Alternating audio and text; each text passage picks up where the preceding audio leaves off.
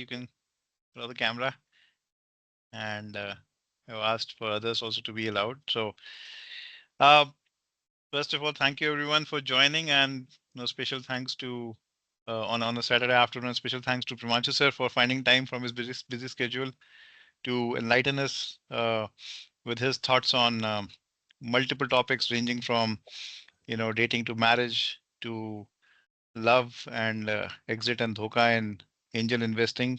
A little bit about Premanshu sir. He is an alumni from Pantnagar University in BSc AG, having graduated, I think, in the year 2001, if I'm not wrong, sir. Yeah, yeah. And then post that, he has worked. He also did his masters in business. I mean, MBA from IIM Ahmedabad. So, and then he has a very stellar. I mean, words cannot capture all the great things he has done in his career growth so far, but he has worked as CEO for CoverFox, which is an insurance tech company, and then he's currently working as a founding member for Super Money. And we were just discussing his magic is working there as well. It's doing phenomenally well. So uh, I would just request sir to kind of lay the ground with how has been your life after starting in Pantnagar, not after Pantnagar, from Pantnagar. Start from there if you can, and you just take us through a journey. And in between, you can give us some knowledge and tidbits of your investment journey and your angel investing career as well. Yeah, yeah. So thanks, Amitesh, for having me here, and thank you everyone for being present on a Saturday evening. Uh, yeah, like you mentioned, I'm a agri graduate, 97 entered. Like most of us, not very clear about why I came to Pantnagar or what I wanted to do after that, and but just seemed like a very nice place to be, and it eventually turned out to be one of the best decisions that I made in my life. Right, I made friends for life. Most of the learnings I've had there, right, I still use them on a daily basis. Uh, yeah, so post my, I'll just make it very quick. Post my MBA, worked in FMCG for 7 years, ITC Johnson and Johnson. Um, 2010, I read a blog about startups. Uh, I wasn't sure what startups were because traditionally coming from tier two towns, our typical career works out to be you educate, you find a job, and you continue, right? And then I learned about startups which are creating, humongous amount of value.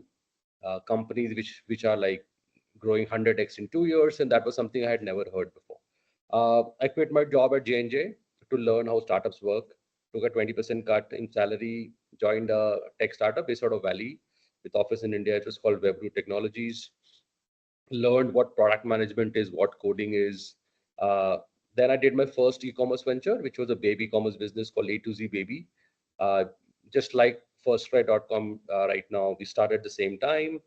Uh, I was super confident it's going to do well. To the fact that I thought in my mind I was already a millionaire because I knew how to run a business. But as it turns out, the business didn't do well, right? And then I realized that one of the most important skills for an entrepreneur is his ability to raise capital, right? And that is something that nobody teaches you, right? Nobody tells you how to raise capital. It's people will tell you how to run a business, how to build teams, how to strategize, how to run P&Ls, but nobody tells you how to raise money, and that's where I failed. Then I did a couple of jobs largely for money. I was at heading marketing for Practo, and but the one thing about entrepreneurs is that a failed entrepreneur, right, is never accept he's done a failed venture. He tries again, right? And that's when CoverFox happened for me. I was like an angel investor in CoverFox and founding team member, and then eventually I moved on. There raised about $60 million while I was there at CoverFox. Exited in 2020. Joined as a CEO of Paytm Insurance, and I used to lead online payments for them. So I didn't do much of agri beyond ITC throughout my career. I moved from marketing to fintech, uh, and currently I lead Super Money, which is Flipkart's fintech venture, right? And over the period of like last maybe 10 to 12 years, I've used whatever expertise I've have to invest in companies. I've roughly invested in about 20 to 23 companies. Half of them are in India, and then some in Philippines, Indonesia, some in US as well, right? And I think yeah, I just wanted to share some of my learnings from my angel investing, some how I think about the process, and the plethora of mistakes I made, right? And obviously lost a lot of money in the process. And if all of you guys can learn from my mistakes, that will be amazing. So, so sir, I mean, great. I mean, like, Yeah. this is amazing. Let's talk about when you decided to make. You said that you invested in CoverFox, and obviously CoverFox gave a lot of must have given reasonable returns also, I assume. Um, how did you come across? How did you come across an opportunity like CoverFox, and how did you decide to put your money there? Yeah, yeah. No, I'll just relate and take everybody to your first semester at Pantnagar, right? You joined, you left your house, you've come to a hostel, you've experienced introduction slash ragging in college, you've experienced things you've never done at home, uh, and then you are unquestioned. Your parents are not there, nobody's watching you, and then you see a lots of boys and girls, and you're young, you're running wrong, strong on hormones, and you basically, you put in a best foot forward to find somebody you can hang out with, and it could be a boy or a girl. uh, and and you would realize, like Amitesh is from engineering, that you would realize that there are not enough women. Then you would go to and make friends with people in agri, home science, uh, you know uh, and on a very lighter note, right? Like in you are basically, everybody's trying to find a date, right? There are like 1,000 people trying to find like one friend each, one date each, kind of a thing, right? And then you realize that there's a lot of competition. Like you realize, you try for first semester, doesn't, some people are successful, some are not, some people give up, some people go to the second semester, blah blah blah, and then you eventually realize 20 years later that it doesn't matter, right? Like even if you might have missed a great deal, uh, you have done better than what you expected out of it, right? So I think the key learning from me on the thing is, angel investing was, it's a process, right? Lot of us, and I did the mistake myself, think of angel investing as a quick way to make money, because we read news about somebody put in X rupees and he made 100x returns out of it. But what nobody goes and tells us, that to get that 100x returns, he has lost 80x money somewhere else, right? So angel investing is a process, and the first important step is the deal flow, right? Think of it as, if you were on the top of the pyramid and you had access to 100% startup angel investing deals in the country, your chances of succeeding are very, very high, right? Because you had a lot more choices. You could reject things that didn't work for you, and you possibly, using your wisdom, picked up the best startup, right? And that's what I think networks like Pantnagar Capital, Y Combinator, these kind of things are very important, because as individuals, it is fairly impossible to get a deal, right? Uh, Right. I as an individual basis, see about 100 startups before I invest, right?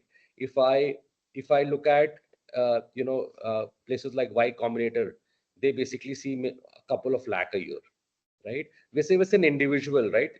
Because it's not your core job. Right. Somebody will refer something in WhatsApp, you'll see 4 or 5 startups, and you want to invest. So because you don't have a deal flow, your chances of succeeding has gone down drastically. Because if you are not a known angel investor, the deals that come to you might not be the best deals, because best deals have been selected by people on the top of the pyramid, right? True. And that's where the first step, I think, is increase the deal flow as much as possible, right?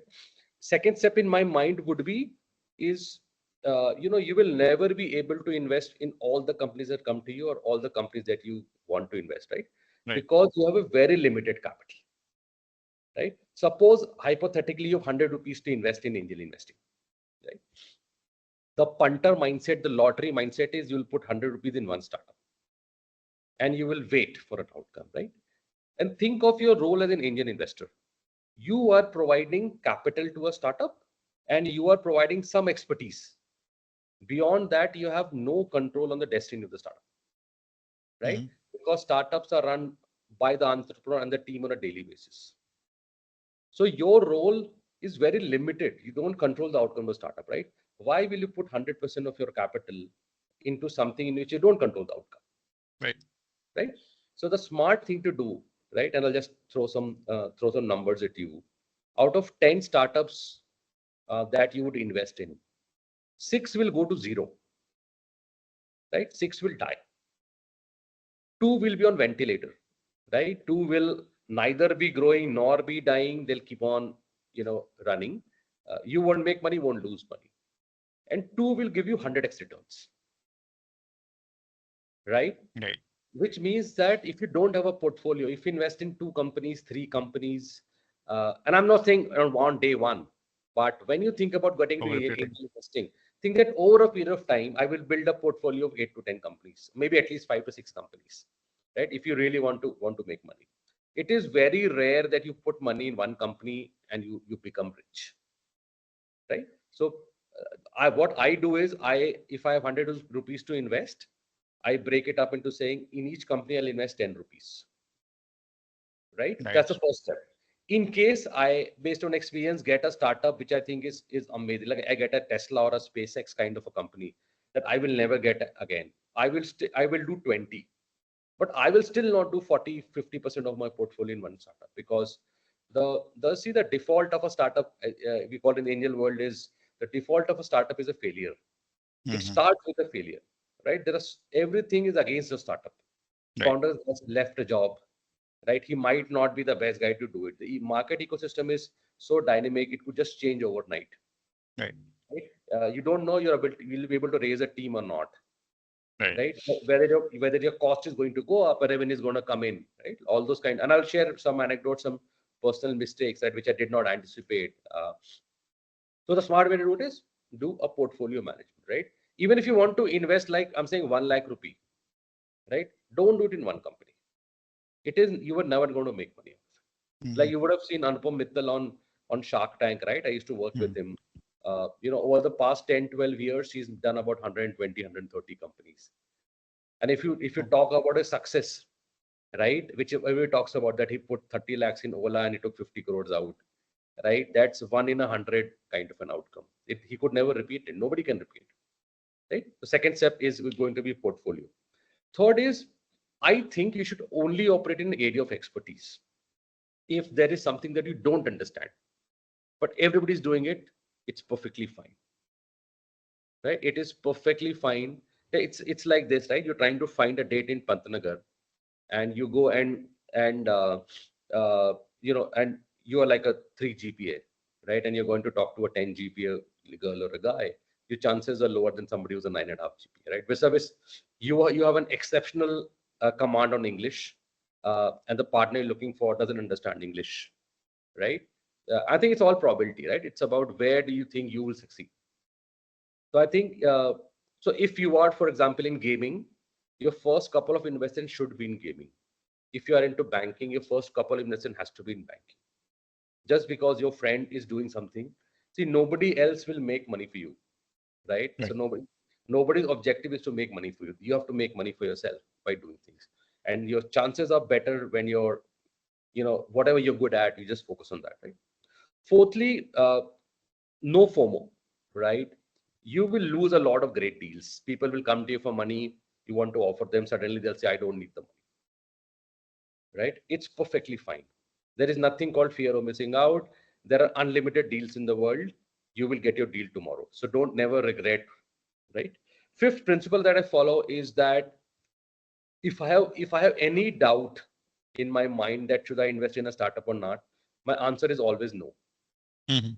right? If I have one doubt, I'll say, oh, should I invest or not? I'll say, no, fine, let it pass, let it play out. Maybe I'll invest 6 months later, or maybe I'll find a competition to invest in, right? But never, never, never lose patience on that part of it, right? And yeah, I think the next important thing is, uh, and I'll tell you how at least I evaluate a startup, right?